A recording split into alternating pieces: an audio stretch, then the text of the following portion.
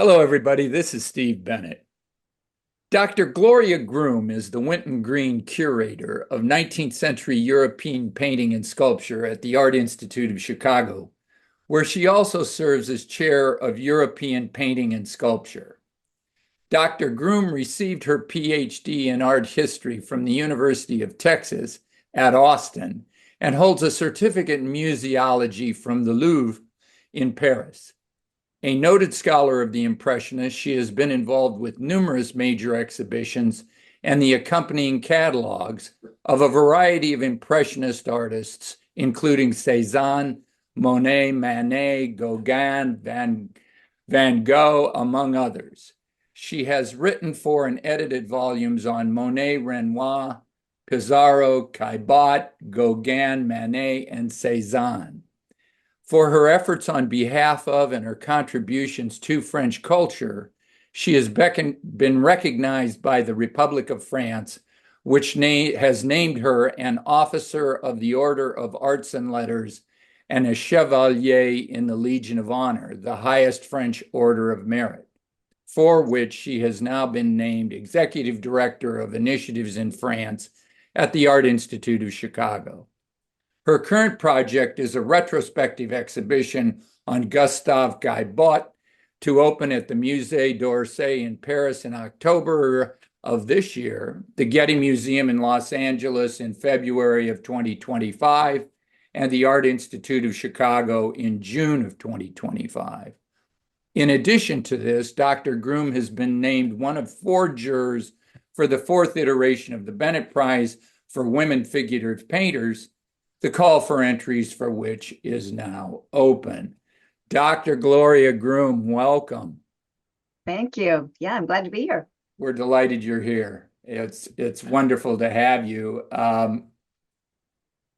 You are a very noted art historian and curator. And in looking at your background, one would conclude that you've always wanted to be a curator. Your entire career appears to be art oriented. And I'm wondering if that's true or if you came to it after soul searching or how you got into the art biz. It wasn't quite that linear. It wasn't quite a straight path. I really, from an early age, I loved languages, and I was fortunate to go away for summers in Mexico and Venezuela and learn Spanish. And then in high school, learned French. Did my junior year abroad in Spain, but my major was languages, in Spanish in particular, and I thought I was going to be a Spanish teacher. And then towards my end of my undergraduate work in Oklahoma, I realized that I really liked the visual culture. And then I went to Texas, University of Texas, and I thought I was going to do pre-Columbian because I spoke Spanish and I thought this is cool. And then they took me to a class on Quechua, and Quechua is a glottal language. And really Mayan inscriptions, there's no real connection between literature. There is no literature that's readable except the hieroglyphs. And it suddenly became impossible for me to think of myself as an archaeologist. And I started thinking about myself as an art historian. And I enrolled in a class of French art. And that was the beginning of the end. I was just taken aback how closely related the language, the literature, and the visual culture is. And so I've never looked back from there, and that's what I decided to do. All along, though, I've been interested in museum work. I worked as a volunteer in Oklahoma. I worked as a volunteer in Texas. So it's always been a parallel track. And then when I went to Paris and did the École du Louvre, which is museology, which is for museum curators, but I was a foreigner, so nobody cared about me because I can't be a French curator. That sort of solidified it, and that's how Chicago became aware of me. I've never looked back from that. So language is the segue. Yep, languages.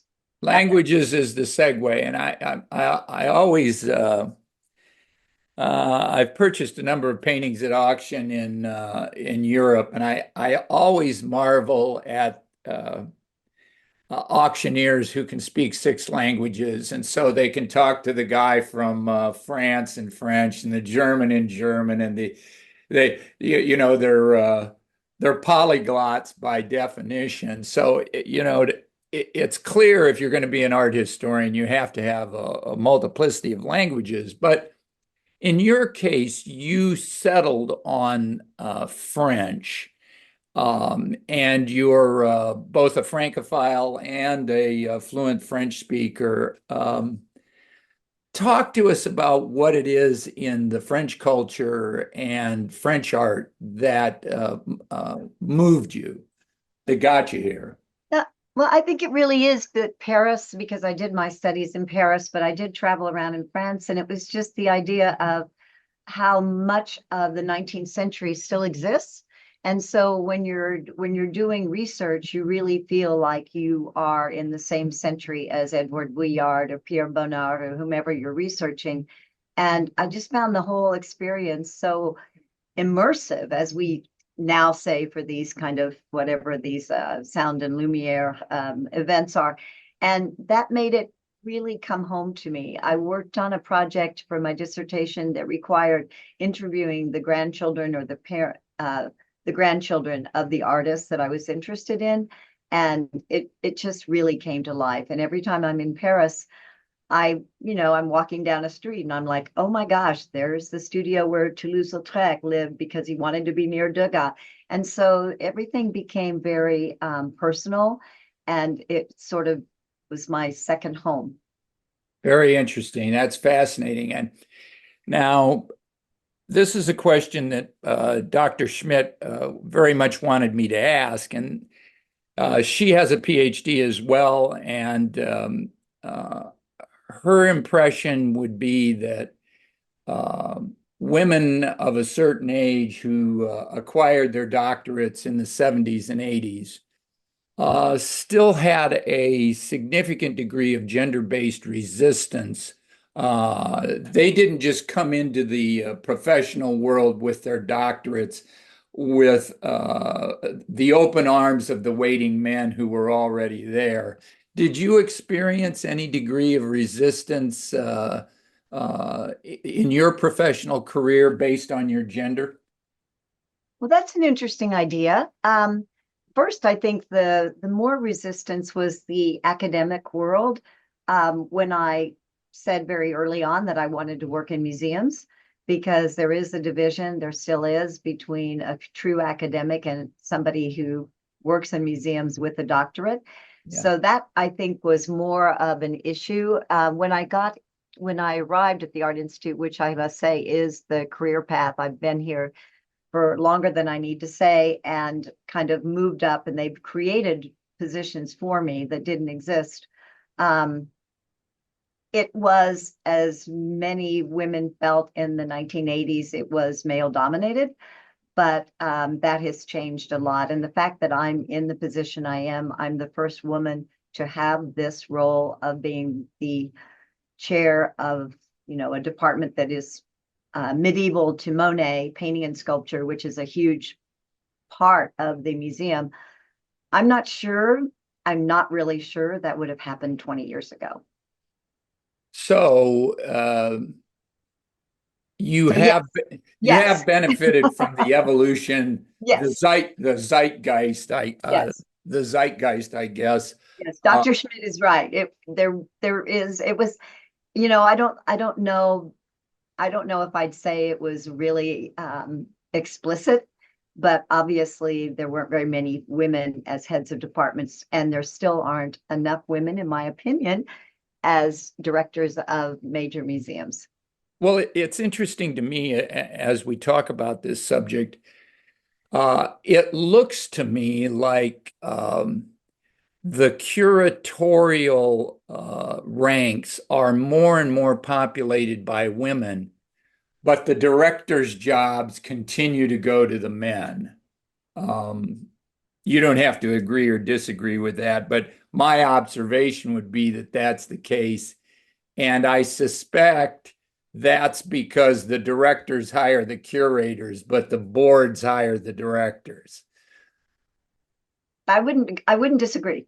And so do I think that will break down? I think we're entering an era where that last barrier will be gone, but not quite yet. Not quite yet.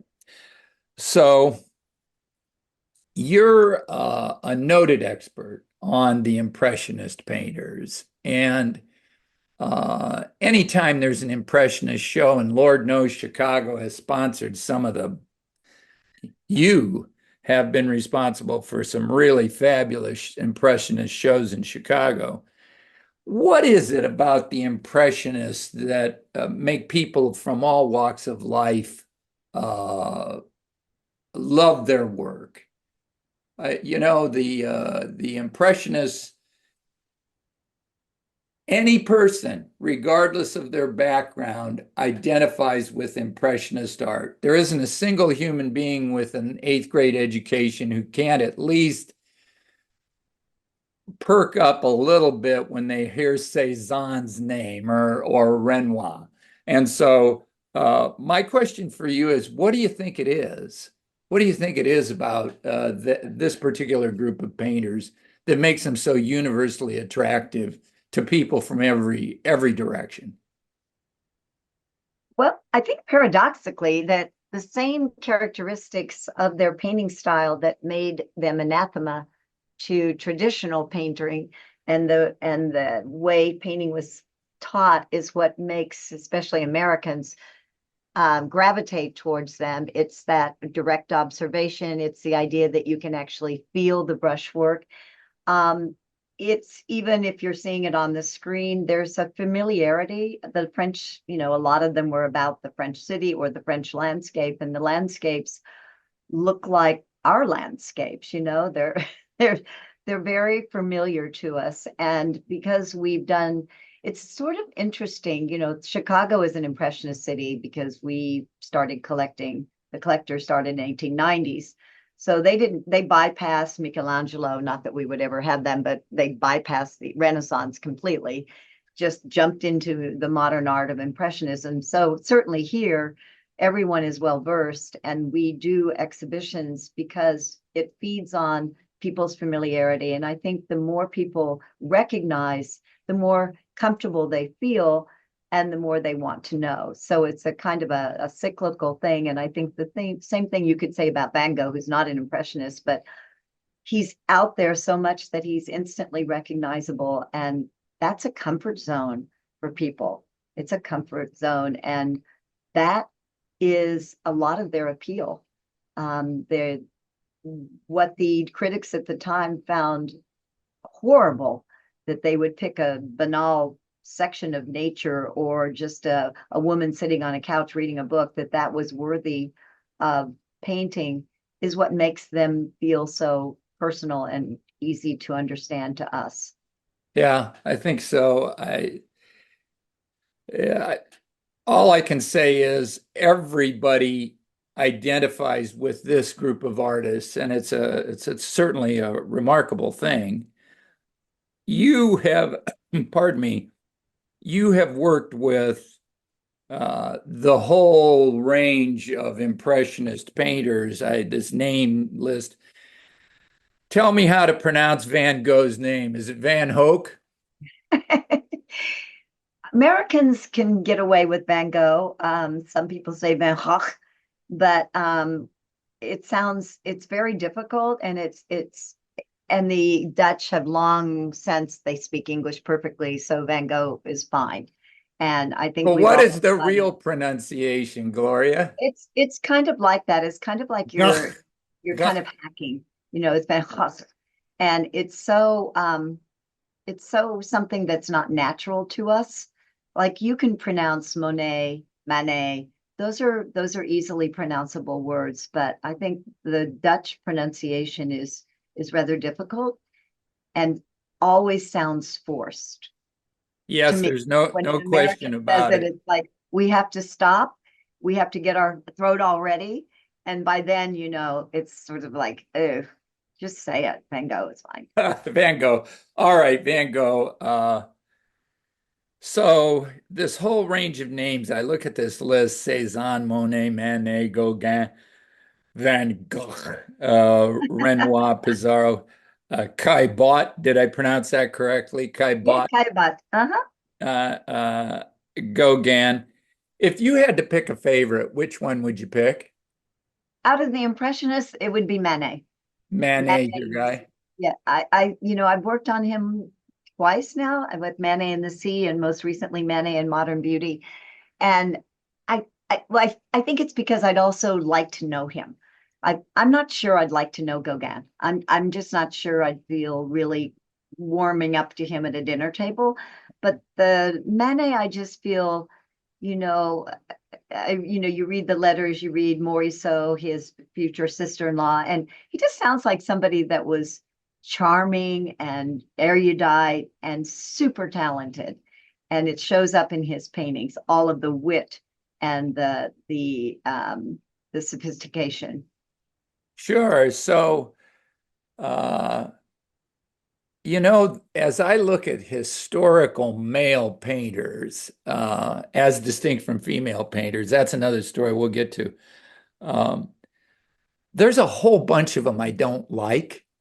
And actually, there's a whole bunch of modern male painters I don't like very much. And your most recent project is Kai Bott. Tell us about him.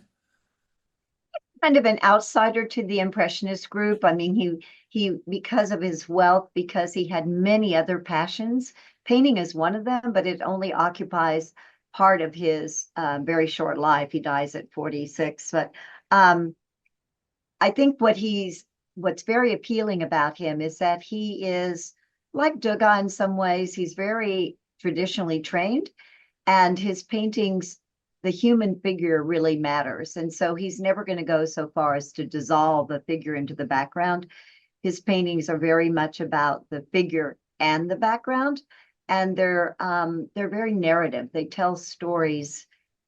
We don't know the story, but they're very appealing because you enter into them as if you know the story. And I think that is something that today's audiences who are not going to recognize the name Caillebotte, but they are going to, I think, find it very, I think they're going to be attracted, the younger generation, the artists in their 20s, the teenagers, because they're so well painted and there's so much about people and paint and Paris that in terms of our exhibition, we're really concentrating on fleshing out the artist and all of his many pursuits, his hobbies of boating, his botanical interests, his gardening, his friendships, and the many, many portraits he did of friends. And so it's a man's world. So in Paris, the exhibition is called Gustave Caillebotte, Peindre les hommes, painting men. The Art Institute is calling it Painting His World because I think they wanted to avoid that, but it's largely men. It's largely men, which is With his buddies, he was the ideal citizen of his time. He was involved in many, many other pursuits, and unlike the Impressionists like Monet and Sisley and Pissarro, painting was their life. That was it. This is what they did. That was their business. Caillebotte did not need to sell. He never had a dealer. He exhibited with the Impressionists, but that was it. so you've touched on a couple of things that are of a particular interest to the audience for this podcast, and one of them is figuration. And it's interesting that Kai Bott is a figurist painter. I mean, his attention to figuration is different than the universe of painters to which he belonged. What are your thoughts on figuration, just generally, and as it relates to Kai Bott or the Impressionists? Talk about figuration a little bit, because everybody that listens to this tends to be interested in figurative painting and figurative realism in particular. And uh, we have a very broad definition of figurative realism, a very expansive one, but Go ahead and riff on figuration for a minute, if you would. Oh, I'd be happy to. I think that one of the characteristics of the Impressionists too is that um, unlike traditional artists of the time, they didn't really use paid models. They sometimes did at the beginning, but most of the time it was their friends and family. And so it was whatever was close at hand. And then you see Monet, for example, by the 1880s, when he's moved to Giverny's renting and eventually buys it, he's only a landscape painter. Like figures disappear, it's no longer his interest. It's the elements in the landscape that become his figures.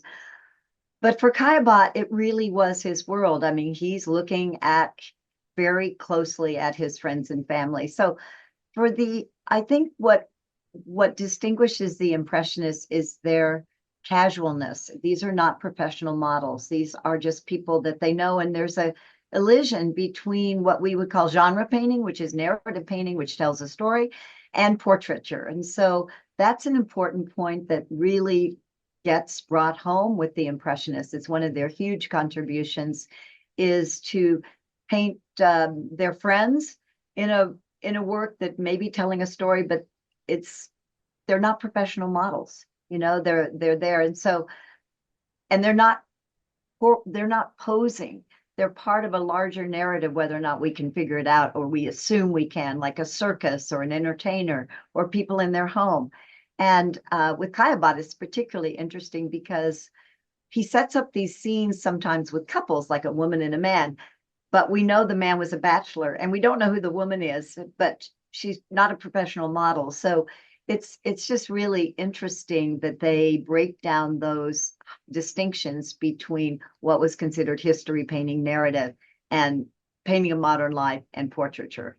Yeah, it's interesting too that the presence of narrative seems to be really important, even if you don't know what the narrative is, right? Narrative changes the way in which the viewer relates to a painting, I think. Uh, and I theorize that it's because we project our own experience onto the painting. And so everybody's narrative is different, but the fact that the painting invites it is what makes the painting so universally appreciated. Is that true with Caillebotte? You think that ability to get his viewers to there's always an assumption. Is the couple married? Are they going to get married? Have they been married? Are they dating? Is this a date? That kind of thing, right? Yeah, and it's even in the titles. I mean, for Caillebotte, our big painting, which is called Paris Street Rainy Day, but the subject of the painting is the couple walking in front of us, and he gives you no information. It's just that this is a street in Paris. So that's important too. If an artist in the academic world, they would often, cite Shakespeare or cite a biblical verse or something, and that would be your narrative. So you knew what you were getting into.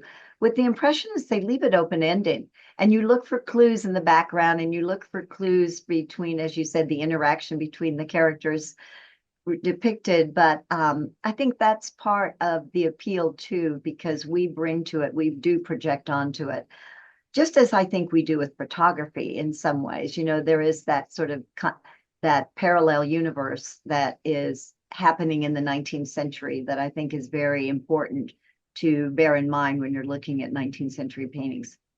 Yeah, I think the best photographers enable their audience to not view the photograph as a historical document. That's why photojournalism is different. The best art photographers enable the audience to project and extrapolate from the image to something that resonates in its inside. Right, right. Uh, Yeah.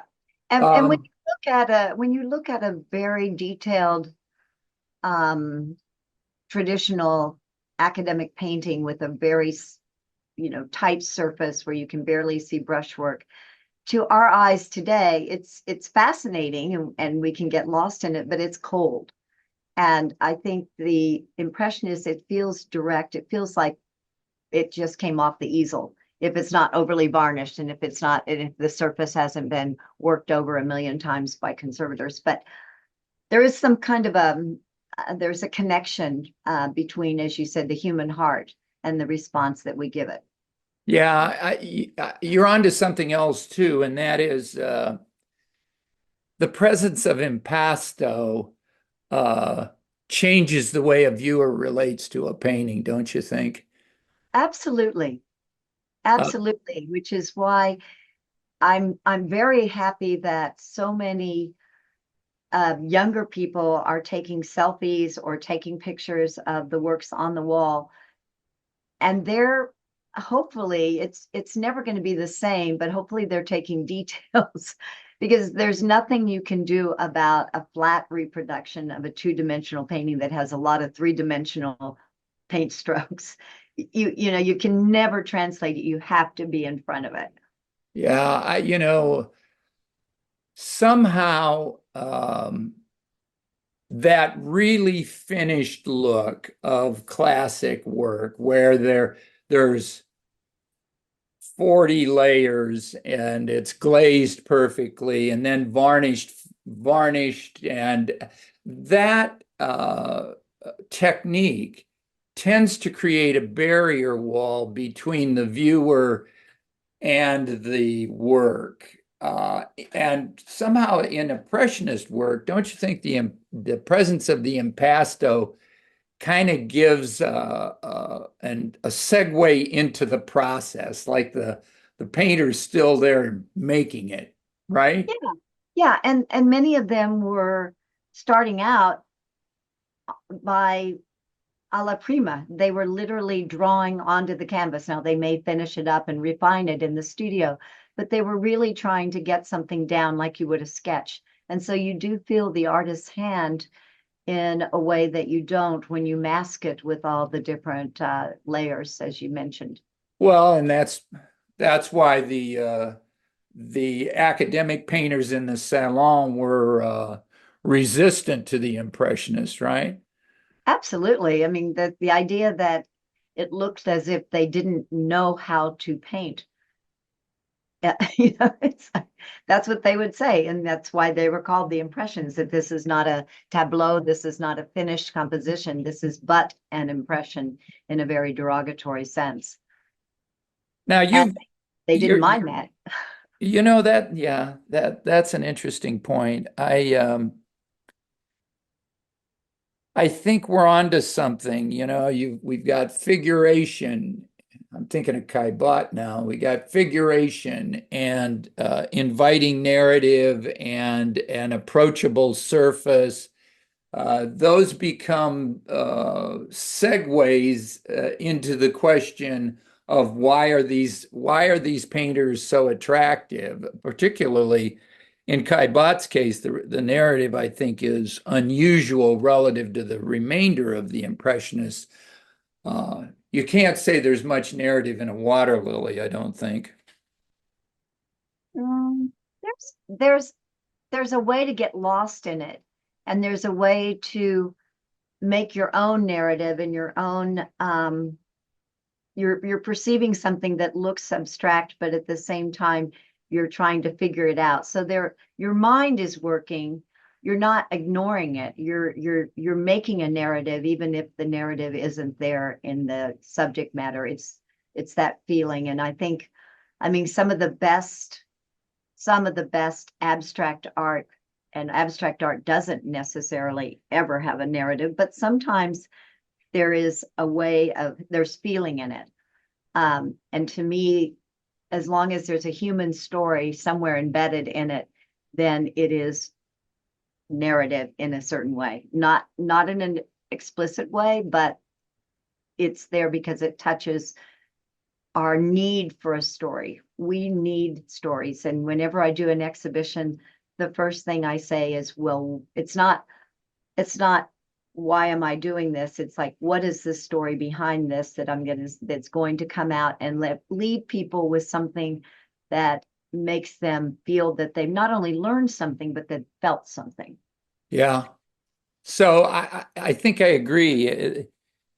Many really, the great abstractionists really do have an evocative, the great abstract paintings have an evocative feature to them that makes them extraordinary. Be my thought. Um, it's a different kind of evocation, though, than the one that you get with realism. Right. No, absolutely. But that's why when you go to an exhibition of an artist who, like a Kandinsky or something, but when you see where they started and you see that they very much were observing and tied to a subject and then they gradually kind of move to where they obscure that a little bit more. But because you know it was there, you look at it in a different way than just being completely like, I don't get it. You see it as a trajectory in the artist's career rather than just something that's incomprehensible and not worth looking at. Yeah, I agree with that. What do you think of abstract realism? Abstract realism. Not sure I know what that is. Is that Oh, surface? it's a oh you'll find it now if you pay close attention to what the young people are doing. Abstract realism is popping up, and the only way I can describe it is it's abstraction that looks like it's supposed to be something. Oh, so I'll find some and send it to you. please do. Yeah, I don't It, know that term. Interesting because you'll see it coming up more and more. And one of the reasons I think it might be popping up is I suspect AI plays a role in some of the abstract realism. But you look at this thing and it looks like it should be something real, but it's abstract. And it's an interesting movement that I think bears some watching if you're interested in what's going on presently in the minds of the youth, the particularly those that have computer oriented practices. I Now, can only imagine that the generation of computer aided art is going to be something so very different and foreign and interesting. But you know, I'm computer challenged, so I can't even do Photoshop. So it's for me, it is an art. It's also a skill set that is beyond my knowledge right now. I mean, obviously, I've got to learn how to understand what's being made with these new tools that weren't available 10 years ago. I think we're entering a new world, and the new world will make the old world even better. And I'll analogize. Everybody threw away their 21 jewel Swiss watch in 1978 because they all wanted the cool TI thing that lit up and gave you a digital readout of the time. And then after that became familiar, suddenly we came to prize the 21 jewel thing that couldn't possibly keep time as well as the one that was electronic. But now the most expensive watches in the world are all the mechanical whiz bangs from yesteryear. So I think AI is going to aid the creation of art, but it is also likely to cause the art that is created classically to be valued even more. Yeah. So, Well, remember when photography first became a thing that was available to the normal person that they could actually take a photo, that was a huge scare for the artists who thought that they were going to be replaced by it. And and it ended up that they never have, it's only aided art. And it's only helped art become something even richer and more. It's never replaced it. So painting, drawings, that still exists very centrally. AI is not going to replace classic painting, I don't think. No, no, nor music. Not going to happen.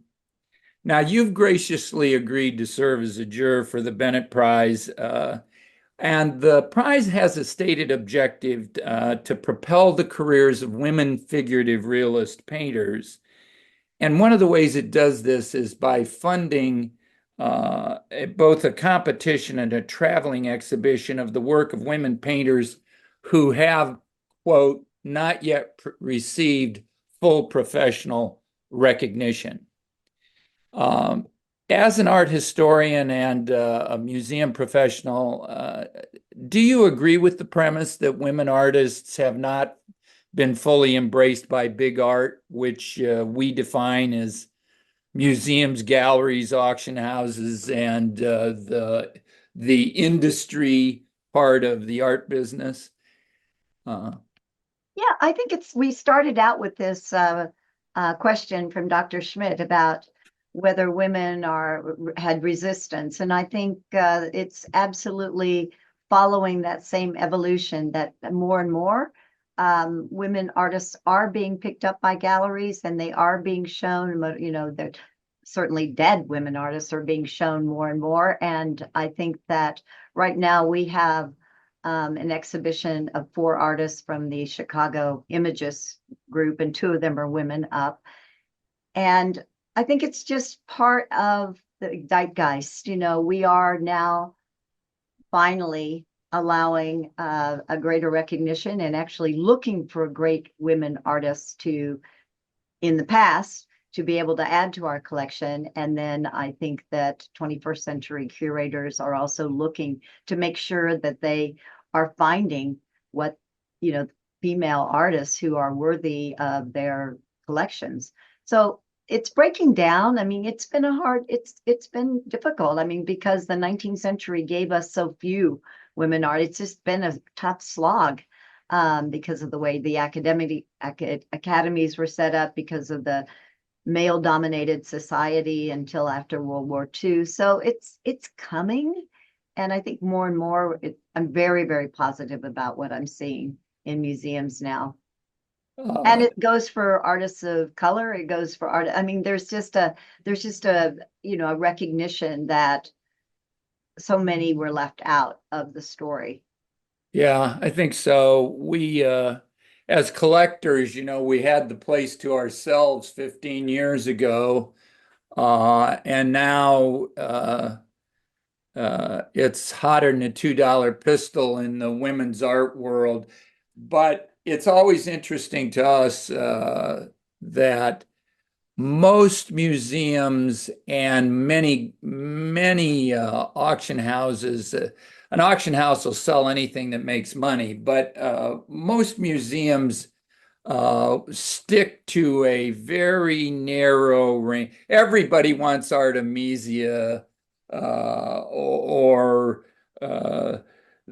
Diana di Rosa, Agnello di Massimo, this kind of thing. They all want that classic when there are only 6 names to know because there were only 6 known names. It's still tough for the contemporary women. Living women today, I think, have as tough a time as the women of yesteryear in getting recognized. Do you have any suggestions for how we break that down? Well, it seems like you're doing a good job with that you're Well, giving these young women an opportunity to put something on their resume and to be seen by others and to have their art out there. I think it's visibility. I cannot speak to contemporary artists. That's, unfortunately, I'm not in that realm, but I would think it's hard for artists. I don't understand how artists in general can make their way unless they've got a dealer who has decided that they're the best thing and they're just going to promote them out the wazoo. I just went to an exhibition yesterday on photographers from Paris and Chicago, and there were 7 of them, and I couldn't figure out why they were together. I couldn't figure out what the story was, and I couldn't figure out how they got chosen. So I was thinking, wow, who's the jury for this, and how does this work? So I mean, it was really interesting, but I couldn't tell you why one artist was chosen or why this artist and another one that didn't get chosen. I don't know. Well, I did you see the Whitney Biennial? I did not. I'm so sorry. I didn't know. Well, it's a subject for another day, but I left that exhibition wondering how these people got chosen and why they were together because frankly I was flummoxed by the show and did not understand the curatorial if it wasn't evident to me that there was a curatorial précis, if that's the right way to say it. If Yeah. there Yeah. was there was A statement. Yeah. Yeah. there was no organizing principle that was evident in the show, and it looked like a group of curators got together and just picked whatever they thought was cool and didn't make any sense. So you're going to be a judge for the Bennett Prize. What are you going to look for? Do you have any ideas for what would turn you on or what would be attractive to you as the judge of a figurative realist art competition? I think it's the same thing that draws me to the art of Manet. I think it's the execution. I mean, in terms of, it doesn't have to mean precise. It just means that there is a consistent type of that. I know this artist has a style and they're really working on something. It's pulling me in as a person. It's a human factor, the humanity of it. I'm always looking for, I know it's probably prejudicial to say, but I'm looking for colors, color harmonies. I'm a big fan of someone who knows how to use color in an emotive, but also, I should say, elegant or I just, there's a certain way that colors speak to me. So I'll be looking for that way of using color as well as the forms, because the forms is going to be the figurative, and I don't know what kind of form. Doesn't matter. Doesn't matter, but it has to have some kind of a human narrative that speaks to me. So size, I think, is sometimes really interesting because when if you're looking at a life-size painting, it's a different experience. You are there, and I'm always interested to know where the artist is in the painting, whether or not it's from their viewpoint or how close they are to their subject. I'm imagining them. I like to know, I like to ponder how this painting was made. And that with Manet, it's eternally mysterious and fascinating. And I'm sure that the candidates for this prize will also have those same kinds of qualities. Yeah, well, we've tried very hard to be both welcoming and open to a whole group of painters, and at the same time, year after year, it seems as if you can spot it. You can just feel it. There's a vibration that happens when you find the right thing.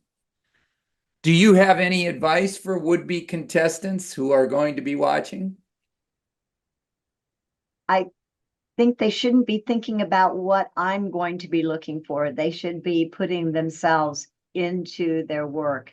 And if it's sincere and honest and direct and gives a sense of who they are somehow, that's what matters. And that's going to be apparent to me. It's not thinking about, it's like when you write a paper, you can't think about your professor because otherwise you just come up with jargon. You just come up with something that's not yourself.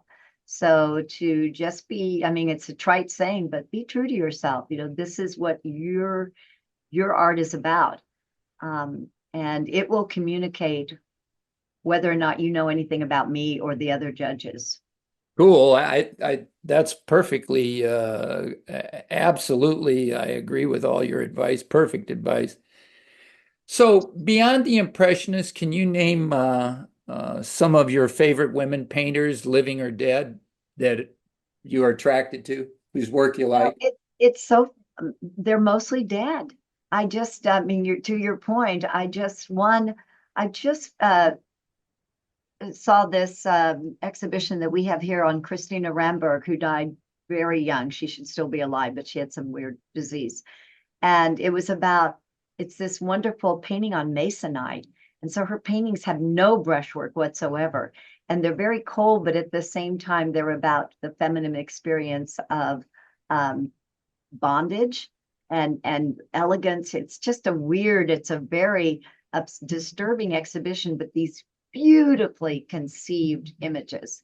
So I like hers. We also have, I'm just speaking from recent, I'm a big fan of, and I didn't think I would be, of Georgia O'Keeffe. Um, we have a New York exhibition now with her buildings, and I like those better than her flowers. And her buildings have this human factor that I just find amazing. And she's sort of looking up at the sky through the buildings. And I didn't know that part about her work. It was a very short-lived 5 years in the 1920s.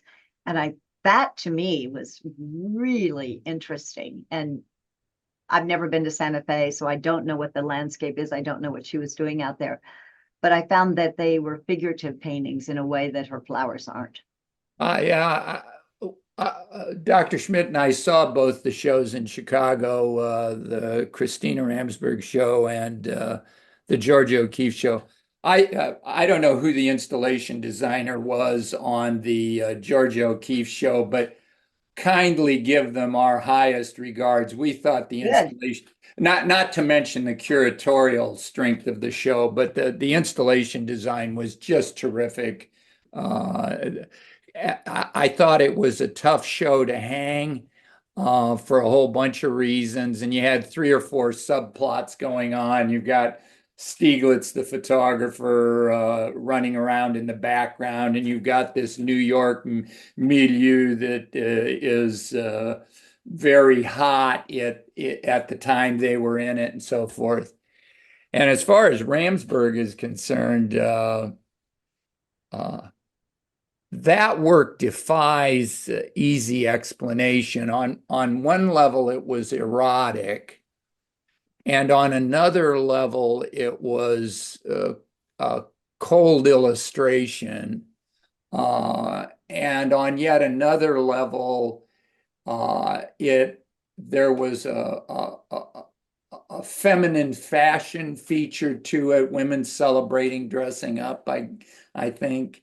But I thought they were both extraordinary shows, just wonderful.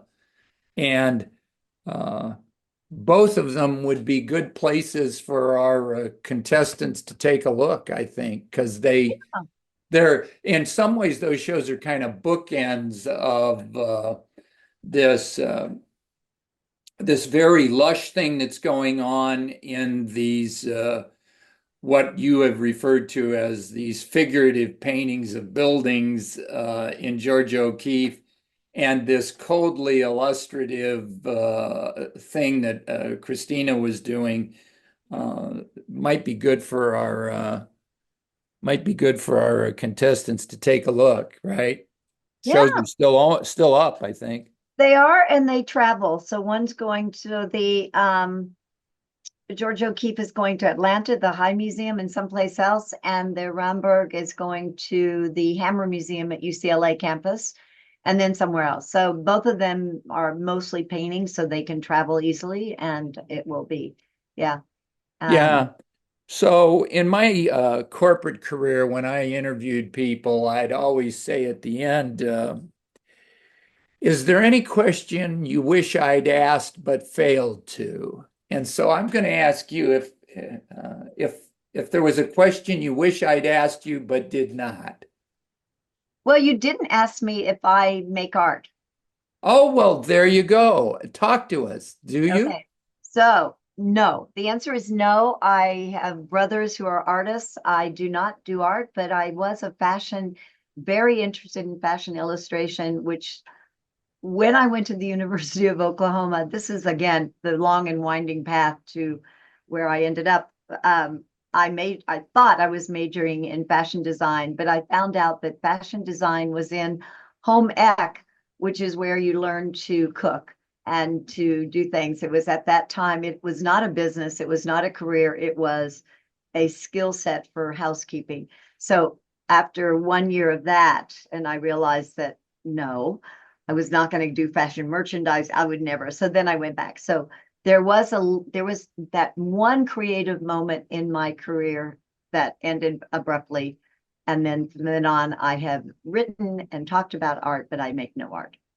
Okay. I'm sorry I didn't ask it, and I assure you when next time I talk to a noted art historian, that question will be on the list. Okay. All right. Gloria Groom, thank you very much for a fascinating discussion. My guest today has been Dr. Gloria Groom, curator, art historian, Chevalier of France, and now a Bennett Prize juror. She will be joined in the Bennett Prize 4.0 judging by figurative realist painters Margaret Boland and Angela Fraley. And she will also be joined by art collector and philanthropist and Mrs. Bennett, Dr. Elaine Melotti Schmidt. It is a truly towering group of women. As we wrap up, let me say to all of you that Dr. Schmidt and I most sincerely look forward to being with you at the opening of the Bennett Prize exhibition at the Muskegon Museum of Art in Muskegon, Michigan in May 2024. And I personally very much look forward to working with you, Gloria, as you judge the Bennett Prize competition this fall. Just a reminder of some important Bennett Prize dates.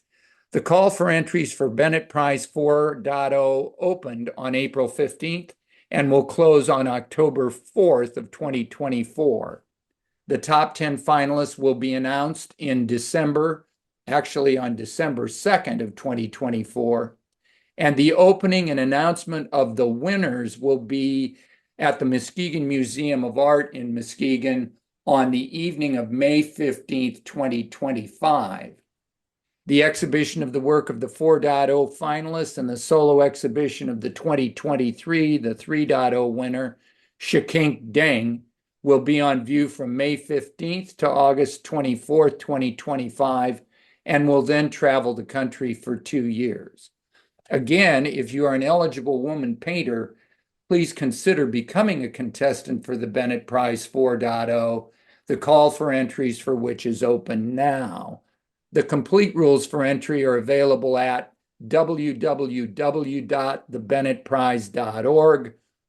Also, a reminder that the Bennett Schmidt Pavilion will open at the Muskegon Museum of Art in February of 2025, and the opening exhibition in the pavilion will be selected works by women realists from the Bennett collection. We hope to see you there.